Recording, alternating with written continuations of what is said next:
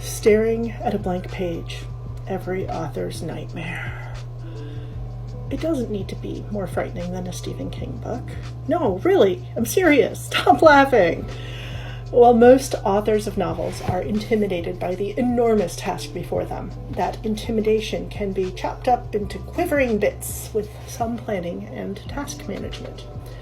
I must confess a secret. I didn't plan my first book. I didn't plan my second book. Not even my third. Now, stop clutching at your pearls. The truth is, I cheated on all three of those. My first two books weren't novels. They were travel guides. The reason I cheated was because I had already written much of those books before I ever considered publishing them. I'd been to Ireland and Scotland several times each and had taken copious real-time notes in the form of trip reports. This was both for my own flawed memory and to share the trip with others on a vicarious basis.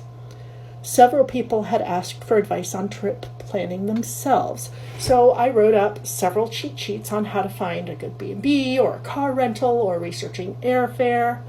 I therefore compiled this data, as well as my notes from the sites I'd visited, and I added some research. Voila, a travel guide. Which brings me to my first novel. I didn't know anything about planning a novel. I didn't know anything about writing a novel. I just knew I needed to write that novel, the story of my parents' 30-year search for true love, which culminated in a wedding on the Starship Enterprise in Las Vegas. So I dove right in. I wrote a few scenes in order. I hated them. I tried again. Then I tossed those and tried it from another angle. And again. Then I got tired of that crap and just kept writing. However, this was all a cheat. No, really it was. This was a novel based on a true story, so I knew the salient details.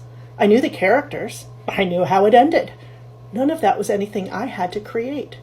It was handed to me on a silver platter, not a real test of any plotting ability. After the first draft, I decided I wanted to add a second point of view, that of my own as the researcher who found her father after 30 years when he didn't even know he had a child.